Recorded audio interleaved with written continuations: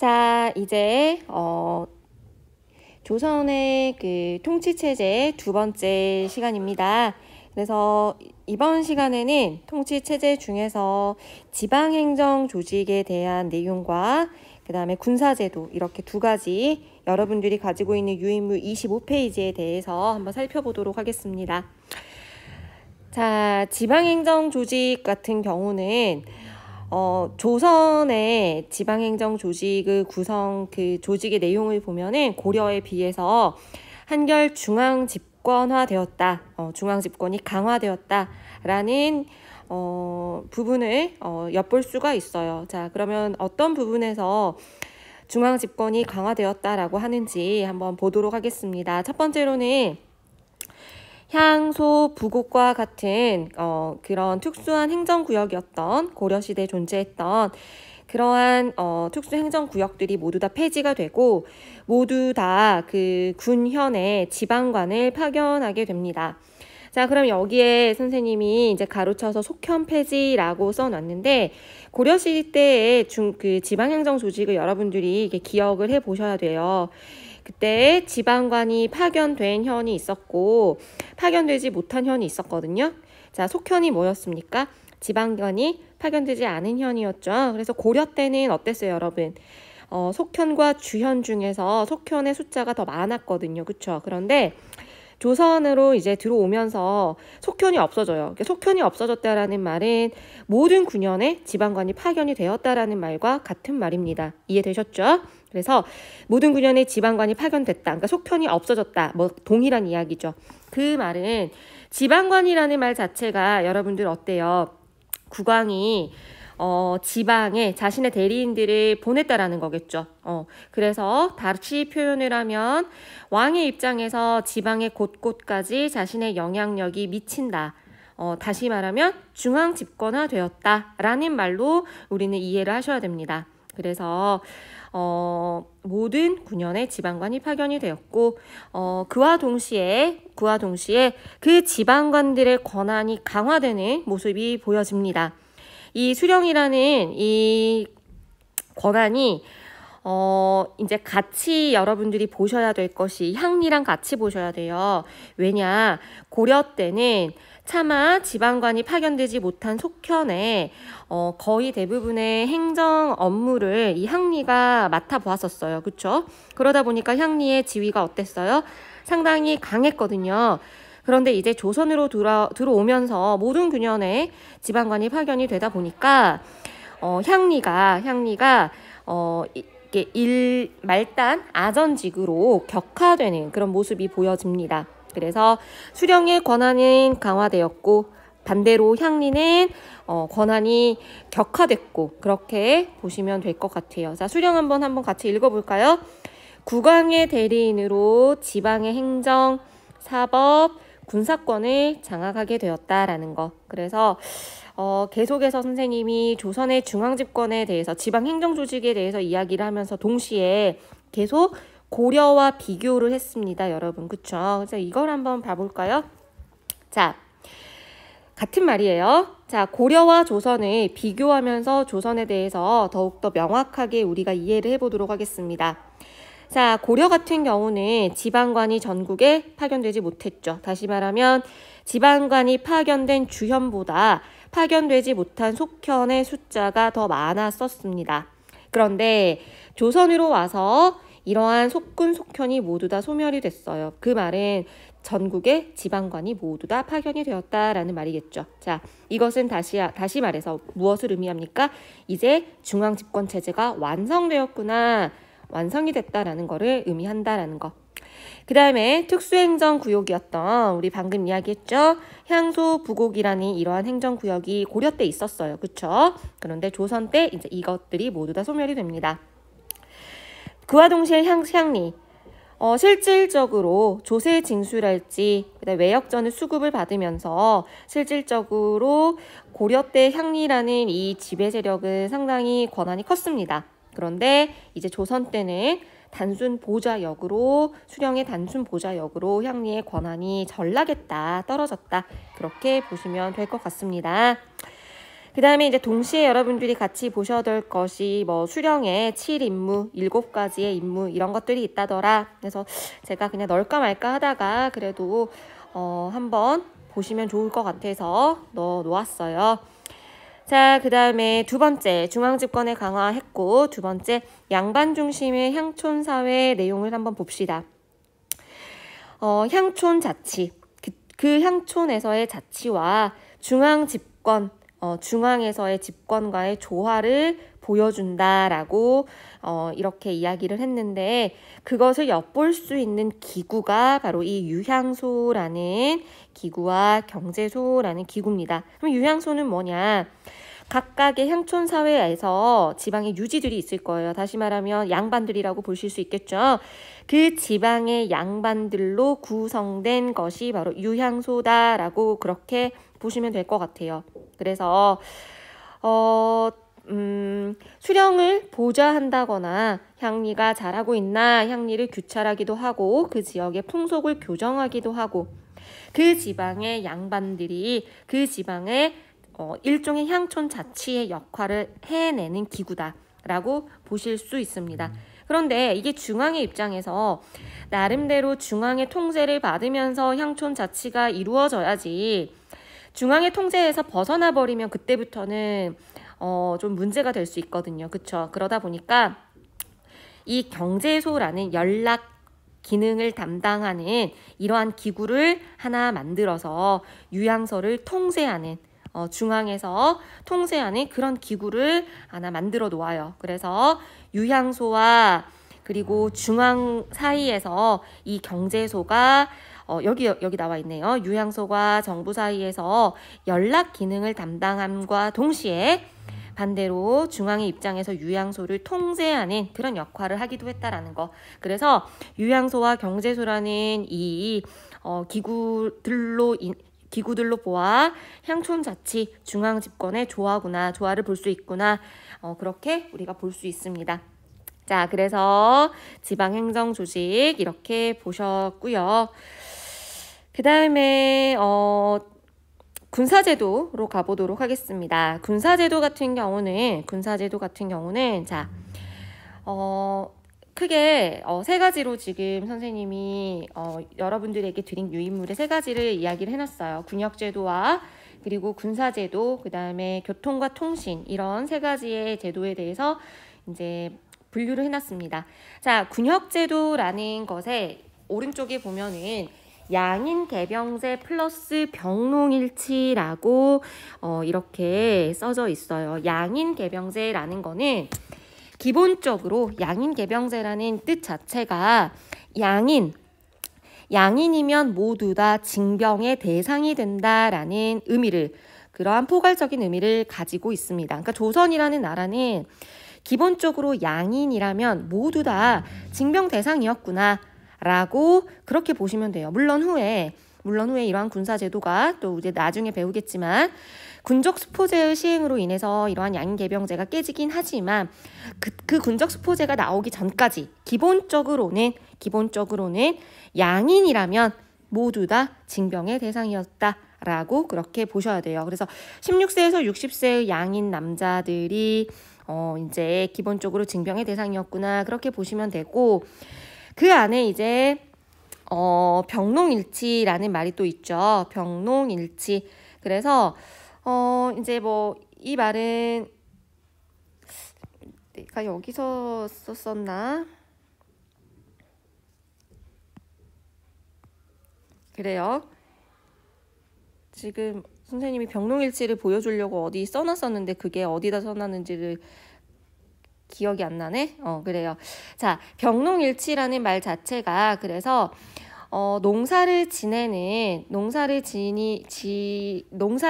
농민들이 농사를 지내다가 어떠한 또 기간이 되면은 병사적인 그 일을 하기도 하는 군인이 되기도 하는 그러니까 이러한 두 개의 일을 일치시킨다. 뭐 이렇게 보시면 될 것 같아요. 그러니까 사실은 대부분의 양인이라고 조선의 대부분의 양인들이라고 한다면 농사를 지내는 농민들의 숫자가 가장 크거든요. 그쵸?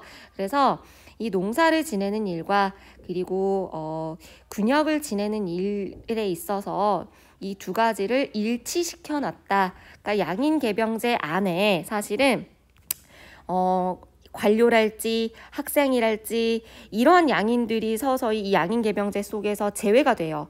제외가 되다 보니까 사실상 농민들이 군역을 지내면서 이제 병농일치가 되는, 그러니까 평소에는 농사를 지으면서 군역을 동시에 하는 제도로 이제 바뀌어 버리거든요. 어떻게 바뀐다는 게 아니라 자연스럽게 그렇게 됐어요. 그래서 그거를 의미하는 단어라고 보시면 돼요. 그러면 왜 관료나 학생들은 예외가 됐을까?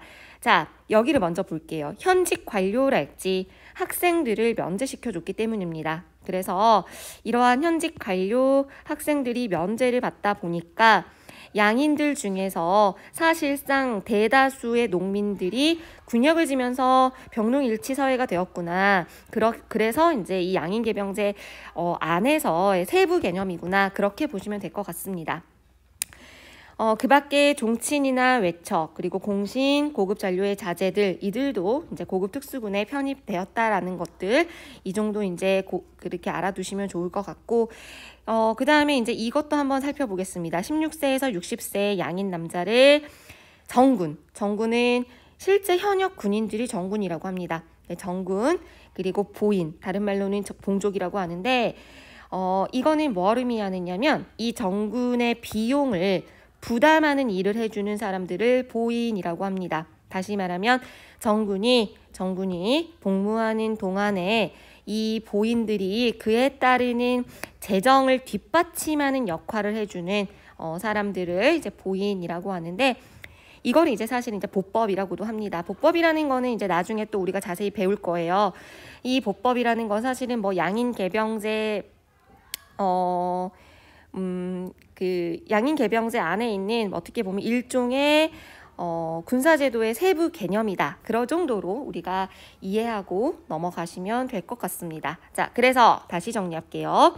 조선의 군사제도는 기본적으로 양인계병제가 양인계병제와 병농일치 이런 개념을 중심으로 조선의 군역제도가 운영되어 갔고, 여기서 이제 그 내용을 조금 더 자세히 자세히 살펴보자면 16세에서 60세의 양인 남자를 정군 또는 보인으로 이렇게 군역을 시켰다더라, 군역을 맡겼다더라, 그렇게 보시면 될 것 같습니다. 그리고 여기서 면제받은 사람들, 이 정도 군역이 면제를 했었다, 이렇게 우리가 이해를 하면 될 것 같습니다.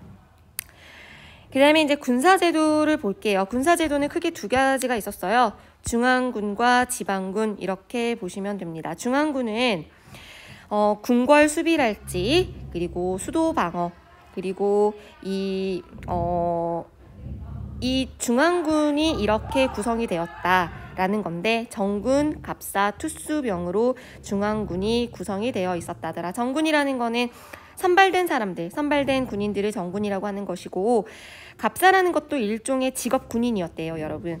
여기 이제 간단하게 설명이 되어 있는데, 간단하게 시험을 거쳐서 선발된 일종의 직업 군인들을 갑사라고 했다라고 합니다. 그래서 정군, 선발된 정군과 갑사, 그리고 특수병으로 구성되어 있는 이들이, 그러니까 거의 대부분 보면은 직업적으로 군인의 역할을 하는 사람들이라고 보면 될 것 같아요.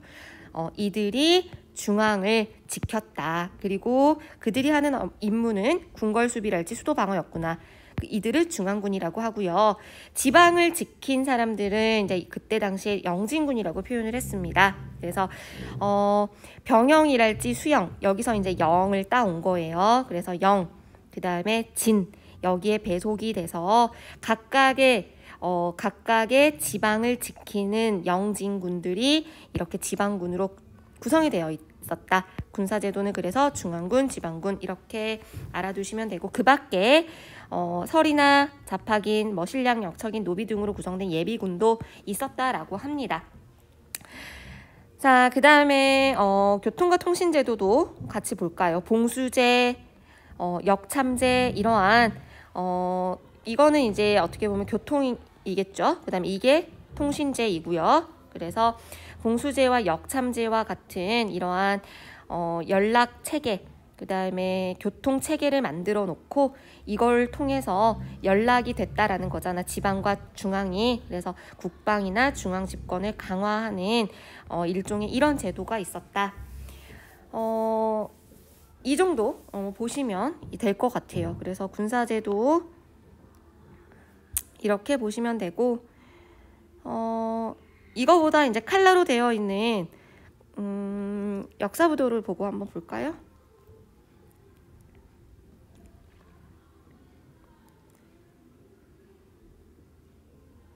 여기를 봅시다.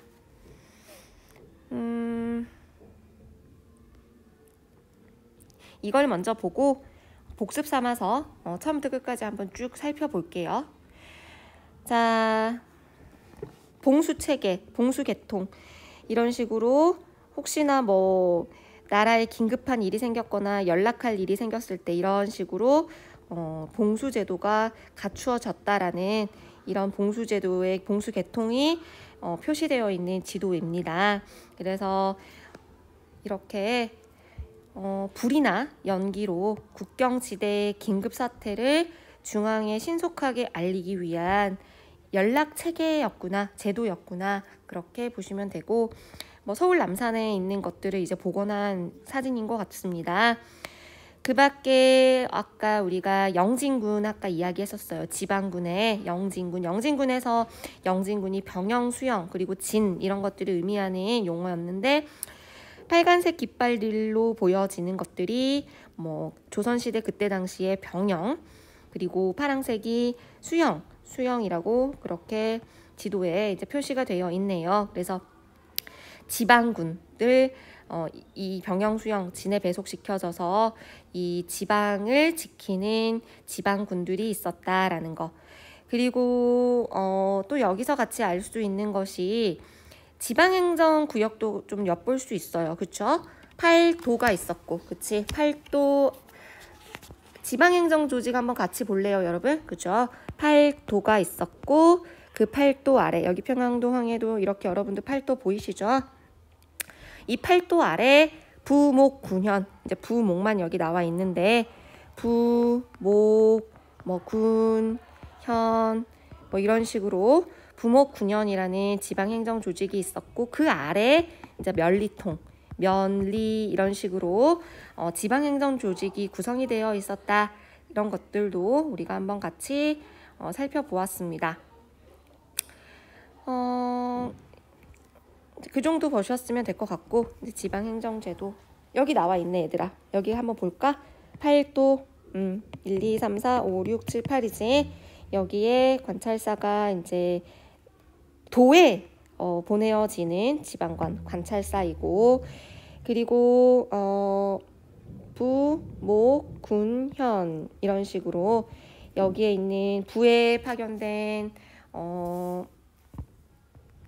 지방관을 부윤, 부사라고 한대요. 목에는 목사, 뭐 군에는 군수, 그 다음에 현에는 현령, 현감 이런 식으로 이들은 이제 수령이 있었고, 그리고 이제 그 아래에 면과 리에 각각의 지방의 유지들이 이제 면장, 이정의 역할을 하면서 이런 식으로 조선의 지방행정 조직이 구성이 되었었구나. 고려랑 조선을 또 비교해 놓는 표도 있네요. 그죠?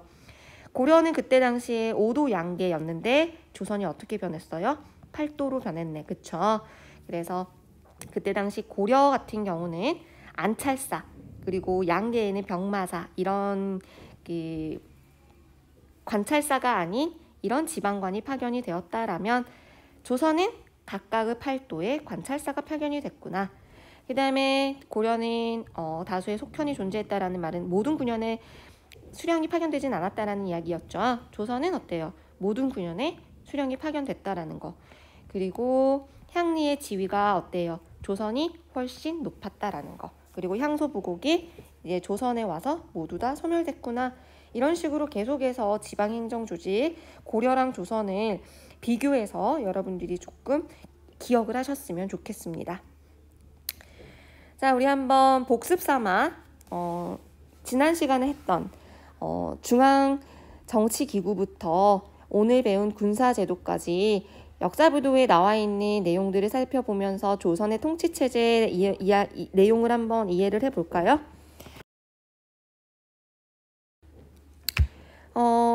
왕 그리고 의정부가 있었고 이 의정부 아래 육조가 있었고 이게 여러분들이 가지고 있는 프린트에 유인물에 넣어 놓은 그 그림이에요. 똑같아요, 여러분. 알겠죠? 그래서 의금부와 승정원이 있었고 이 사헌부와 사관원을 다른 말로는 뭐라고 했었어요?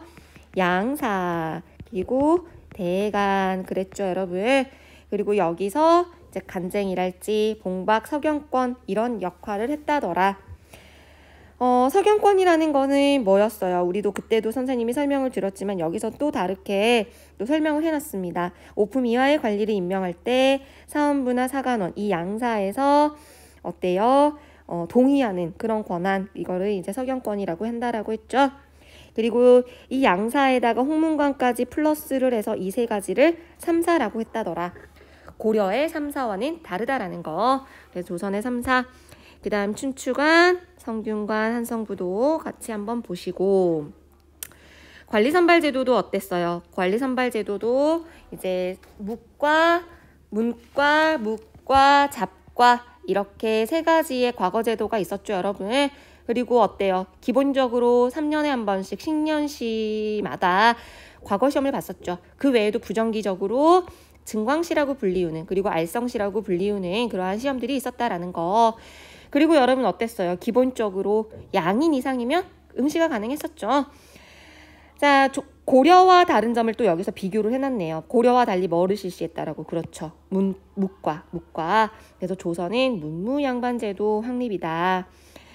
그 다음에 한번 묵과 뭐 잡과 이렇게 이제 있었는데 속과, 대과, 문과 같은 경우는 어땠습니까? 생원과, 진사과라고 불리우는 다른 말로는 또 생진과라고도 하는데 이러한 속과를 통해서 성균관에 입학할 자격을 얻거나 대과에 응시할 자격을 얻고 그리고 이제 대과를 봤죠.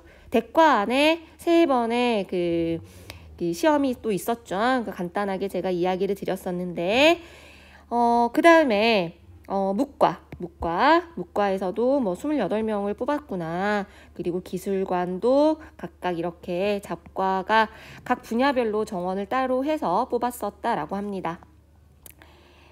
자, 그 다음에 이 정도 보시면 될 것 같아요, 여러분. 그쵸? 그래서 이 부분에서 우리가 이제 조금 여러분들이 기억할 내용이라고 한다면 중앙정치기구의 각각의 역할 정확히 알아두는 것과 그 다음에 지방행정조직에서는 유향소라는 역할을 한번 조금 주의 깊게 보셨으면 좋겠어요. 유향소 그리고 그 유향소를 통제했던 경제소 그리고 이 지방행정조직에서 계속해서 제가 이야기를 드리고 있지만 고려와 조선을 조금 비교해서 알아두자라는 거. 그리고 그 밖에 과거제도, 군사제도 이런 식으로 이제 공부를 좀 하시면 될 것 같고 군사제도는 사실은 이제 아직은 제가 정확하게 자세하게 설명을 드리지 않았던 이유가 나중에 이 군사제도가 조금 변합니다. 변모하는 내용이 있고 그 내용을 따로 다루고 있어서 오늘은 간단하게만 제가 기본적인 조선의 군사제도를 이제 설명만 소개만 시켜드렸어요. 그래서 다음 시간에 이 군사제도의 또 변화 내용에 대해서 한꺼번에 공부를 하면서 조금 더 깊게 좀 설명을 드리려고 합니다.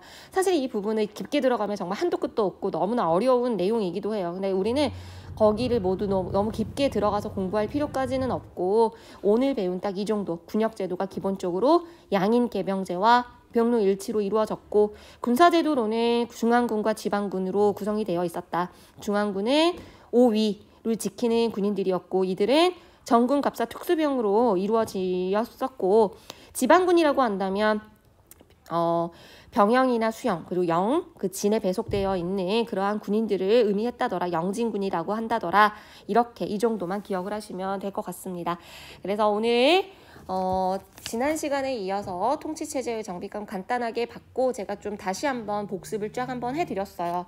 그래서 이렇게 보시면 될 것 같고 다음 시간에 우리가 이제 대외관계 부분 조선 초기의 대외관계 좀 배우고 한 번에 이게 다 대외관계 외란 호란 내용에 대해서 좀 배우고 나서 그 다음에 이제 다시 붕당 정치로 이렇게 넘어가도록 하겠습니다. 고생하셨어요.